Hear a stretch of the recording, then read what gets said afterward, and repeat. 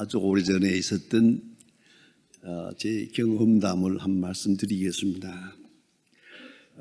1978년입니다. 아주 오래전에 제가 미국 유학에서 돌아와 가지고 일을 새로 시작하기 전에 모 여자대학의 학장으로 있었습니다. 얼마 동안 학장을 했는데 그 이화대학에서 저를 초청을 해서 대강당에서 여자 대학생들을 모아놓고 강연을 해달라는 겁니다. 그 강연 제목이 뭐냐면 배우자 선택에 대하여 어떻게 하면 시집을 잘 갈 수 있을까, 뭐 그겁니다. 그러니까 어떤 남자를 해야 되고 어떤 관계로 만나야 되고 어떤 관계로 교제를 해야 되는가, 뭐 이런 걸 가지고 특강을 해달라고 해서 제가 초청을 받고 갔더니 그 대강당에서 하는데요, 그 사방에다가 광고를 써붙여서 그랬는지 저가 그 큰 강당이 꽉 차게 모였더라고요. 그 예쁜 여학생들이 가득 찼는데 거기 가서 제가 이제 강연을 했습니다. 그래서 어떤 결혼관을 가지고 임해야 되는가, 또 어떤 남자를 해야 되는가, 선택의 기준은 뭔가, 어떤 자세로 만나야 되는가, 뭐 이런 걸 이제 강연을 했습니다. 어쨌든 2시간 강연을 했는데 끝난 다음에 질문 시간이 있었습니다. 질문 시간 달래서 주었는데 앞에 앉은 학생 하나가, 예쁜 학생이 손을 바짝 들더니 학장님 질문이 있습니다. 그러라고 물으라고 했더니 이 아가씨가 맹랑한 질문을 합니다. 만일에 학장님이 지금 총각이라면 어떤 여자와 결혼하겠습니까? 그렇게 묻는 거예요. 그 참 맹랑하기도 하고 구체적이기도 하고 그래요. 그래서 제가 그 아가씨를 향해서 일부러 심리학적 용어를 썼습니다. 나는 얼굴은 잘 안 본다. 왜냐하면 어차피 밝은 데서 못 볼 거니까. 뭐 새벽에 나왔다 밤에 들어갈 텐데 뭐 상관없다. 얼굴은 상관이 없는데 딱 한 가지, 리셉티비티가 좋은 여자하고 하겠다 하고 했더니 또 물어봐요. 리셉티비티가 뭡니까? 그래서 알았다. 네, 그럴 줄 알았다. 리셉티비티라는 건 수용성이다. 내가 무슨 말을 하면은 그렇겠습니다, 그렇게 생각이 됩니다. 그것을 요새 영어에서는 그럽니다. Yes, I do, I am. 나도 그렇게 생각합니다. 나도 그리 할 것입니다. 그런 수용성, 그런 것이 있는 여자가 좋겠다, 그런 얘기를 했습니다. 했더니 모든 학생들이 정숙하고 잘 받아들이는 것 같이 그렇게 생각이 됐습니다. 만일에 수용성이 없는 여자라면 어떻겠습니까? 내가 무슨 말을 하면 말도 안 돼, 미쳤냐? 이렇게 나오면 이거는 아니다.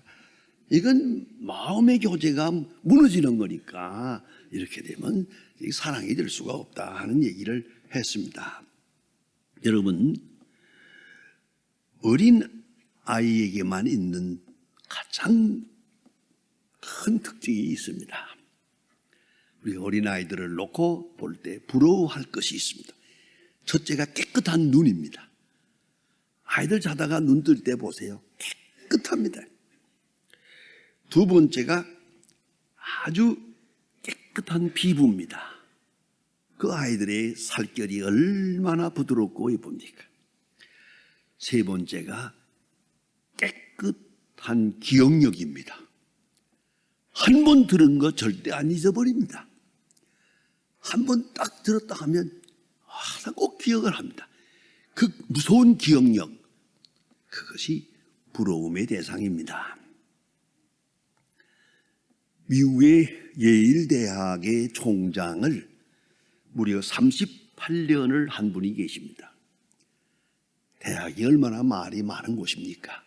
대학 총장을 38년을 지내고, 그래서 특별 파티를 했습니다. 축하 파티를 하는 바로 그 시간에 어떤 사람이 그에게 물었습니다. 이 복잡한 대학에서 예일대학 총장을 38년이나 할 수 있었던 비결이 뭡니까? 하고 물었는데 그는 빙그레 웃으면서 대답했습니다. 뿔을 기르지 말고 안테나를 기르라. 그 유명한 얘기입니다. 뿔을 세우지 말고 안테나를 길러서 편견 없이 듣는 자세를 가져라. 항상 듣는 마음을 가져라. 깨끗한 마음으로 듣는 마음. 솔로몬이 하나님께 구한 것도 그겁니다. 레이브 세미드, 듣는 마음을 주세요. 듣는 마음을 주세요. 야, 얼마나 영어 성경에는 hearing heart라고 번역된 데가 있습니다. 듣는 마음 보배입니다. 그 사람이 유명한 제임스 앵gel이라고 하는 분입니다. 여러분 스스로 한번 물어봅시다. 내게 듣는 마음이 어느 정도 있는가? 그만큼 나는 성숙하고 그만큼 나는 모든 인간관계에서 내 사랑의 영역을 넓혀갈 수 있는 것입니다. 또 지혜로운 자가 되는 것입니다. 예수님께서 마태복음 16장에서 말씀하십니다. 내 제자가 되려거든, 내 제자가 되려면 누구든지 세 가지, 자기를 부인하고 자기 십자가를 지고 나를 쫓을 것이니라. 이 세 가지를 말합니다. 자기를 부인하는 것이 이게 먼저입니다. 여기에 신학적 고민이 있습니다. 여러분, 내가 나를 부인할 수 있습니까? 겸손이 좋은 줄 압니다. 내가 겸손할 수 있습니까? 욕심을 버려야 한다고 말합니다. 내가 스스로 욕심을 버릴 수 있습니까? 여러분, 이 얼마나 중요한 말씀입니까? 부자가 천국에 들어가기가 어렵다. 왜? 마음도 부자고 교만하니까. 그래서 부자가 천국에 들어가기가 낙타가 바늘귀로 들어가는 것보다 어렵다. 예수님이 이렇게 비유로 말씀하십니다. 제자들이 듣다 못해서 예수님, 그게 어떻게 가능합니까? 낙타가 어떻게 바늘귀로 들어갑니까? 예수님 귀중한 대답을 하셨습니다. 그렇지, 사람은 못하지 하나님은 하시느니라. 무슨 말입니까? 낙타를 작게 만들어서 바늘귀로 쏙 들어가게 만든다 이 말이에요. 하나님이 작게 만든다, 하나님이 들어가게 만든다. 아, 하나님께는 가능하다. 이게 얼마나 중요한 말입니까? 듣는 마음, 겸손한 마음, 열린 마음, 수용성, 이거는 하나님의 선물입니다. 여러분, 회개해야 될 줄 압니다. 끊어야 될 줄 압니다. 못 끊어요. 버려야 될 줄 압니다. 못 버려요. 왜? 그럼 언제 버릴 수 있을까요? 사랑해야 될 줄 압니다. 사랑하지 못해요. 용서해야 될 줄 알면서 용서 못해요. 왜? 그 원인이 어디에 있습니까? 하나님은 하실 수 있습니다. 그 언젠가 하나님께서 작게 만들고 낮추시고 낮추어서 일을 가능하게 합니다. 여러분, 회개는 은총입니다. 아무나 회개할 수 있는 게 아닙니다. 회개해야 될 줄 알면서, 고쳐야 될 줄 알면서, 떠나야 될 줄 알면서, 버려야 될 줄 알면서 못 버립니다. 못합니다. 하나님은 하십니다. 하나님은 하게 만듭니다. 여러분의 생애에서도 많이 경험했을 겁니다. 하나님께서 딱 쳐가지고 낮춰버리면 꼼짝 못하고 회개하고 돌이킬 수밖에 없어요. 그런 거로 회개는 은총입니다. 내 노력의 결실이 아닙니다. 회개는 은총입니다. 은혜입니다. 그래서 유명한 신학자 칼 바르트는 말합니다. 은혜를 이렇게 정의한 바가 있습니다. inbreaking grace라고요. break이라는 말은 파괴란 말입니다. inbreak, 파입입니다. 부시고 들어온다. 하나님의 은혜가 조용한 것 같으나 우리 완악한 마음에 부시고 들어온다. 완악한 마음을 깨고 들어온다. 고집스러운 마음을 부셔가지고 파괴해가지고 하나님의 은총이 내게 들어오는 것이다. 은혜는 인브레이킹이라 유명한 칼바르트의 신학적 논리입니다. 여러분 스스로 경험하는 것처럼 내가 늘 고쳐야겠다면 못 고칩니다.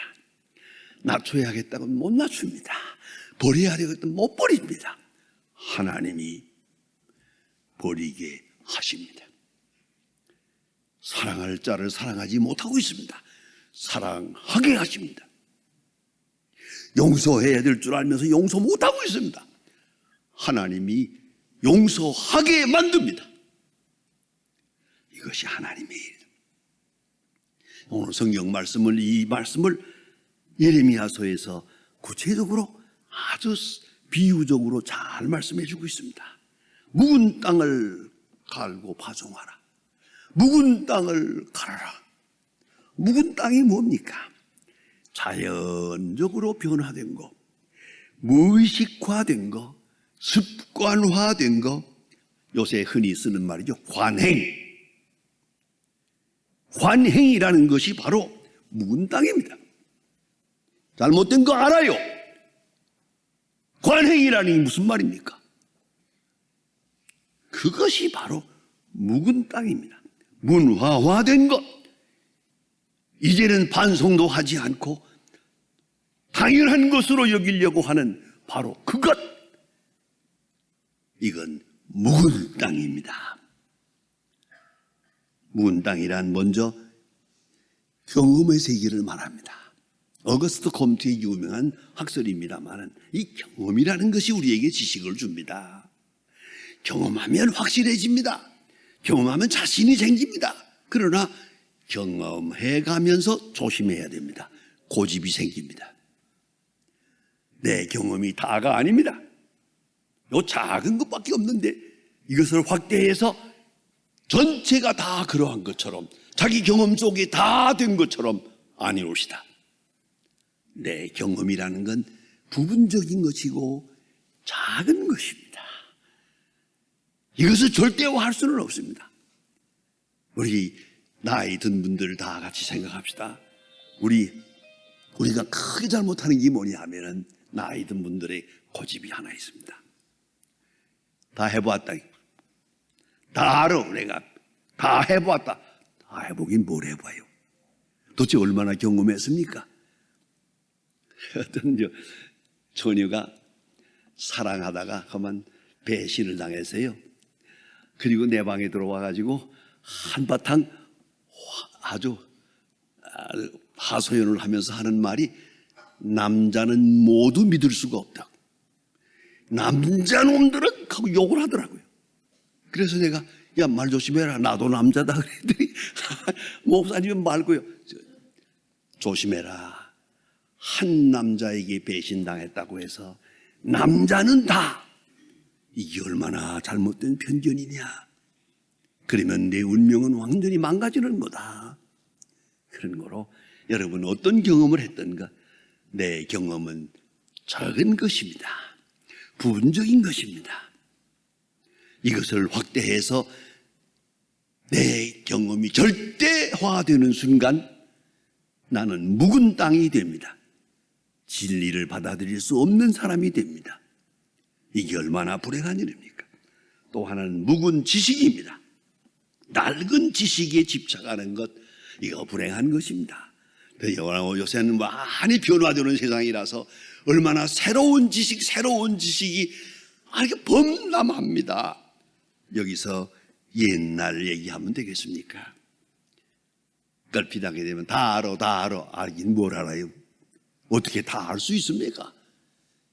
다 안다는 생각부터 버려야 됩니다. 깨끗이 버려야 됩니다. 모른다고 하고 출발해야 됩니다. 아니, 알 수도 없다고 생각하고 출발해야 됩니다. 그런가 하면 묵은 감정이 있습니다. 작은 성공이 큰 미래를 망칩니다. 뭐 하나 좀 잘했다고 해서 다 된 것처럼 생각하고 교만하는 순간 망가지는 겁니다. 그런가 하면 한 번 실패했다고 해서 다 세상이 끝난 것처럼 생각하면 안 됩니다. 그리고 특별히 한을 품어서는 안 됩니다. 한의 노예가 되면 구제불능입니다. 살아날 길이 없습니다. 때로는 오랜 실패, 거듭되는 난관 때문에 그만 여기에 쩔어가지고 감정 자체가 무너져 버렸어요. 가슴 자체가 병들었어요. 마음 자체가. 그러면 정상적인 마음이 아니죠. 여기서는 새로운 역사가 이루어지지 않습니다. 결국은 묵은 땅을 갈아엎어야 됩니다. 지난날에 잘못됐던 거 다 잊어버려야 됩니다. 잘했다고 하는 것도 잊어버리고 잘했다고 하는 것도 잊어버리고 과거로부터 출애굽해야 됩니다. 깨끗이 벗어나야 됩니다. 그러면서 꼭 기억할 것은 다 갖지는 못합니다. 버리고야 얻을 수 있습니다. 부인하고야 긍정할 수 있습니다. 죽고야 사합니다. 이걸 잊지 말아야 합니다. 그런 재미있는 얘기가 있습니다. 어린아이들 동화에 나오는 얘기입니다만 그 왜 호리병이라는 게 있죠. 호리병이 예쁘게 생긴 거 그걸 살살 만지면서 뭐라고 하면 소원이 이루어지지 않습니까? 그런 건데 이렇게 호리병을 써 내고 소리 한번 소원을 구했더니 펑 하고 요정이 나타나가지고 하는 말이 네 소원이 뭐냐 그랬대요. 그러니까 이 사람이 하는 말이 세 가지를 구한다고. 돈과 여자와 그리고 결혼을 해야겠다고. 돈, 여자, 결혼 세 가지를 구했답니다. 그러니까 이 여정이 하는 말이 아니 하나만 구해야 되는데 하나만 아니 계속 세 가지 그러니까 마지막에 펑 갈 때 보니까 돈, 여자와 결혼했대요. 여러분 다 가질 생각을 하지 마세요. 우리 아버지가 늘 그렇게 저한테 농담 삼아 진담 삼아 이렇게 얘기할 때마다 가끔 그런 얘기 했어요. 사람이 이런 경우가 있다. 술을 먹겠냐 밥을 먹겠냐 떡을 먹겠냐. 셋 중에 하나만 택하라. 술을 먹겠냐 밥을 먹겠냐 떡을 먹겠냐. 그럴 때 술에 밥 말아 떡 안주해 먹겠다. 그건 안 된다. 하나를 얻기 위해서 둘을 버려야 됩니다. 이 버리는 일이 없기 때문에 안 되는 거예요. 묵은 땅을 그대로 놓아두고 씨를 뿌리니까 씨가 자랄 수가 없어요. 예수님께서 이에 대해서 누누이 말씀하셨습니다. 씨 뿌리는 비유에서 씨는 좋은 거예요. 종자는 확실해요. 틀림없는데 밭이 나빠요. 밭이 돌짝밭과 같아요. 가시덤불과 같아요. 길가와 같아요. 안 되지 않습니까? 그러면 종자가 종자구실을 할 수가 없어요. 예수님이 아무리 말씀을 해도 들어가질 않아요. 여러분 이 새벽 일찍간에 이렇게 교회까지 나오셨습니다만은 여러분이 깨끗한 마음을 가지지 않는 한 하나님의 말씀이 여러분의 마음속에 심기어질 수가 없어요. 그 귀한 말씀이 마음속에 자리 잡을 수가 없어요. 열매에 맺을 수가 없어요. 그러면 원인은 종자에 있는 것이 아니고 나 자신의 자세에 있는 거예요. 내가 얼마나 깨끗한 마음으로 받아들이 편견 없이 내 고집 없이 하나님의 진리를 받아들이느냐 거기에 있는 거예요. 그래서 예수님께서 말씀하시기를 길가와 같은 반질반질하게 달아버린 마음 이거 문제다. 그런가 하면 돌짝밭과 같아서 아주 그냥 마음이 옅어서 진리를 받아들이지 못하는 것도 있고, 그런가 하면 가시덤불처럼 엉긴 것이 많아. 씨앗이 자라는데 가시가 같이 자란다. 근심 걱정이 같이 자라면 결실할 수 없다고 말씀하십니다.